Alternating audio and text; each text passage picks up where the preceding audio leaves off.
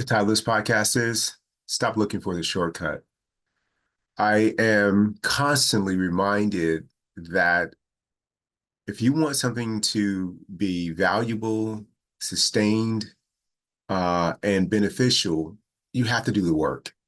There's no shortcuts, there's no way around it. And I am uh, often marvel at how, as human beings, we will look for the easy route.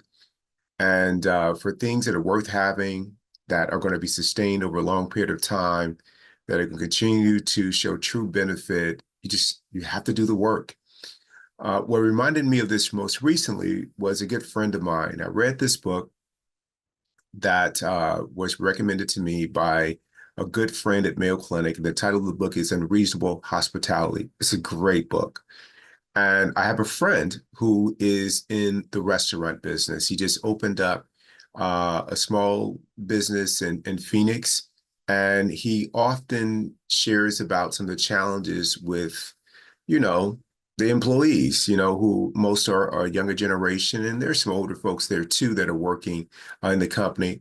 But he often shares and laments about how they just don't have those old values that the standard in which he tries to set up and impart about how they're going to provide service and go about taking care of each other just isn't there.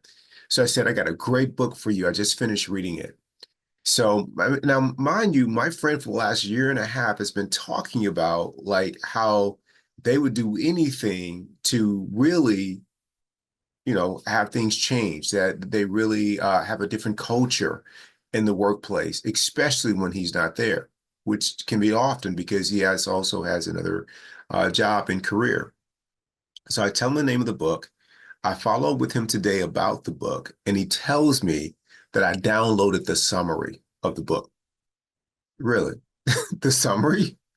No, I told you about the full book because it has so many practical things that you can do that it would be hard to capture that in a summary.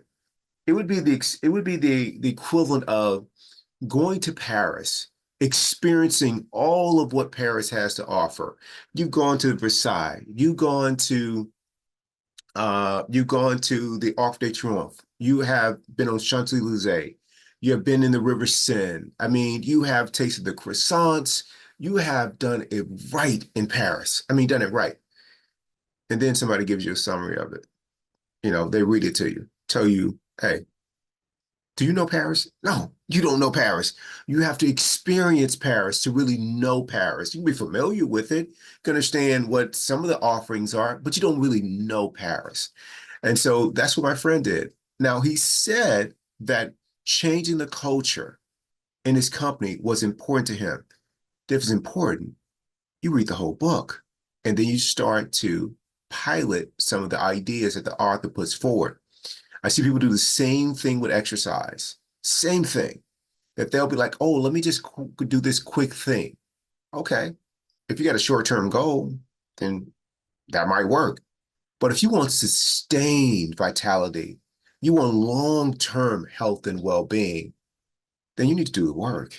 That means being all in for the full journey, the challenges, the hardships, all of it, because it's within those challenges and hardships that the true benefit is. Now, I can't sit here and say that I have like nailed the journey my whole life. I haven't. But as I have gotten older and wiser and learned from my past stumblings and also from the example put forth by others, I've seen and been really clear there's no way around this. If you want to have something in which you have some level of success over a long period of time, some measure of mastery, it requires you to do the work. There's no way around it. And so, for those of you out there that are doing the work, hats off.